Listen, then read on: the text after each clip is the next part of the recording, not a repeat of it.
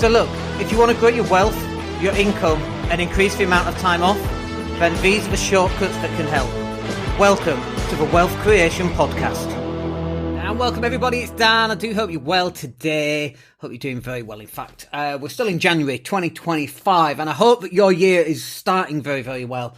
And in today's session, I wanted to talk about what people focus on versus what they should actually focus on, because it's really easy to get distracted. I am an expert at being distracted. It's actually one of the reasons why on the side here, we actually have an agenda, which reminds me about what on earth I'm supposed to be speaking about. So I can actually get through the podcast. Because if not, I go off on all sorts of different tangents. That's how easy it is to get distracted. And if you're anything like me, you need to keep yourself on track. But there's a couple of things that people do when they start a business that they actually don't realize they're doing. And I just want to highlight some of that. And I also want to talk about some of the things that they do versus some of the things that they should be doing instead. So, for example, what happens in business is it's much easier to get a photocopier, a hat stand, a water cooler, an office chair, a nice desk, a nice office. What else do people have in offices? And buy yourself a new printer, a nice lamp, a nice mug, for you to, enjoy. All that is much easier than actually going out and calling customers. For example, all those other things won't bring in cash. Going out and meeting customers, that's the thing that would actually bring in the cash. And there's a couple of things that I want to work through. So, for example, focusing on competitors versus you being more you. And it's really easy to look in the rearview mirror or look to the side and look at what all your competitors are doing. And I must admit, I don't even know who our competitors are. Our business is technically located in Leeds. And yeah, there's web design companies and there's Facebook ad agencies in Leeds. I have no idea who they are, what they do. The only time that I actually do have an idea about who they are and what they do is when I'm looking at keyword research, rankings, and seeing who our competitors are ranking for what keywords and for what pages they're actually ranking for. Other than that, I don't look at them at all. I might do a little bit of competitor research, which is, do they go live? How often do they go live? What's their content looking like? They never have content. They just don't create any content. I don't know how they're still in business. I don't know how people still know they exist. Word of mouth, I'm guessing. And that's fine. Word of mouth is also good for us as well.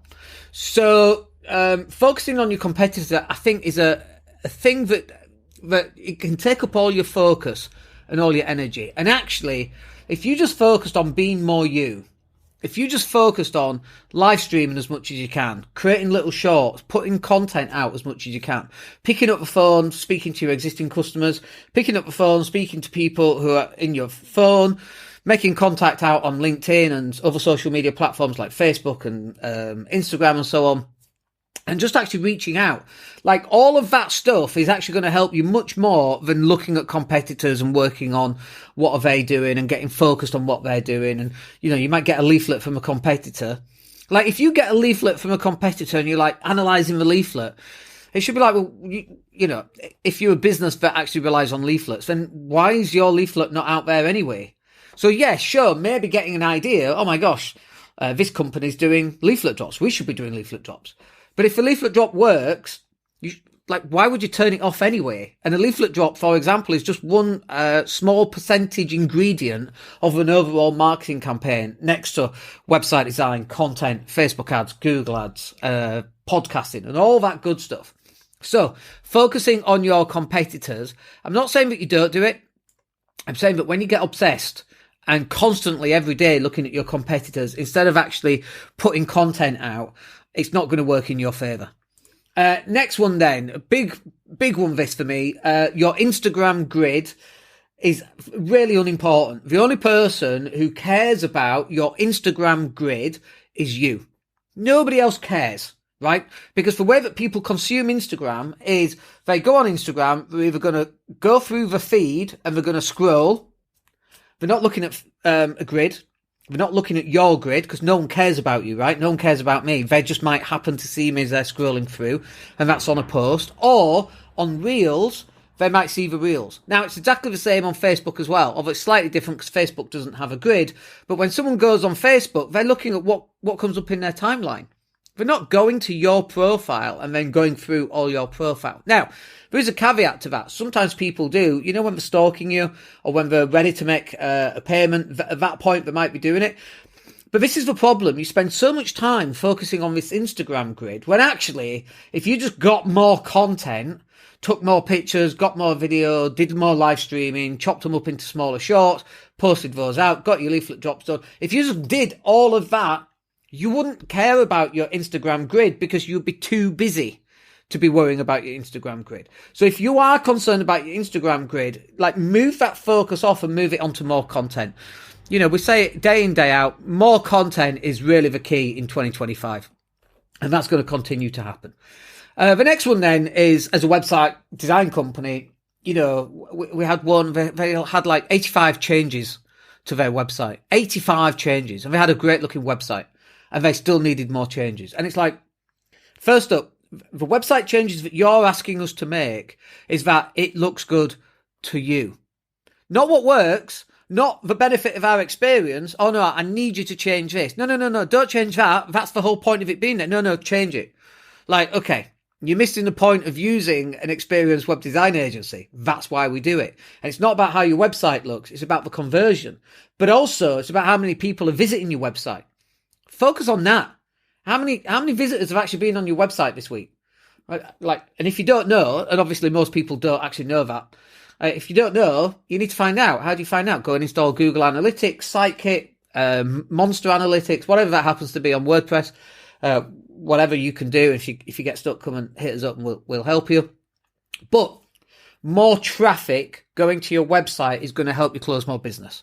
The perfect website is not going to help. Because there's no such thing as perfect anyway. The perfect thing for you and how you think it looks might be completely wrong for conversion.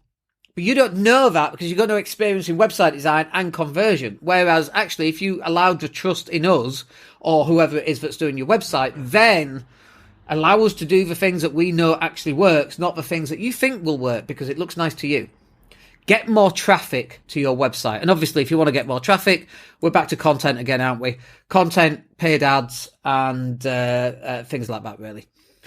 Finally, on this one, is waiting for your business cards versus actually networking. And, in coaching calls, I said to people, have you done any networking events? No, I'm waiting for my business card. Okay, well, when's that coming? Oh, they're not even printed yet.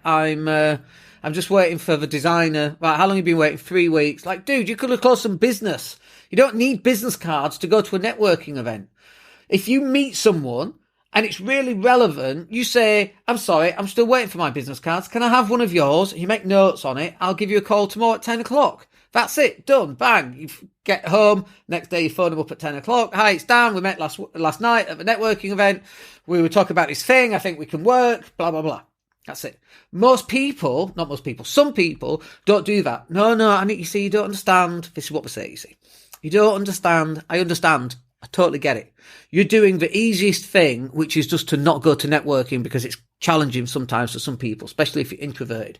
And it's so much easier just to stay at home, buy the hat stand, buy the water cooler, buy the new desk for the office, buy a new mug, buy a nice laptop, get an office, all that stuff.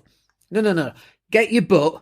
Get it out the door, go to networking events. If you can't get to a networking event because you're physically unable, I live in Spain, I am physically unable to go to a networking event on Tuesday night in Leeds, just physically unavailable, then I turn that into producing a lot more content. And so, normally we would live stream every day and we started pre-recording these live streams and we're a little bit behind because my child was off at school for a few days. So we got a little bit behind. But normally, we're live streaming all the time. If you can't get to a networking event, you should be live streaming.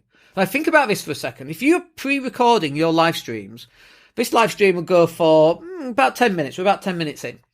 So if you live stream for 10 minutes versus a networking event, which is 60 minutes, let's say, plus you've got to get there, you've got to park up, you've got to get there, network for an hour, and then you come home. So it's an hour and a half. That's 90 minutes. You could do 9 times 10 live streams and you could schedule those live streams out for the entire week. If you don't know how to do that, it's in our content creation machine. Shows you exactly how to do that.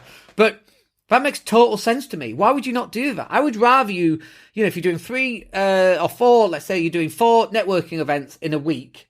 That's a lot, right? Cut it down by 1, spend that time creating the live streams, pre-record them, and then schedule them out, and content creation machine show you how to do it. That is going to be a much better way of doing it. Stop waiting for things to happen and get your butt out there and go and make them happen. Hey, it's Dan here. Thank you for listening. Really appreciate each and every one of you. Please click like or subscribe to the entire podcast.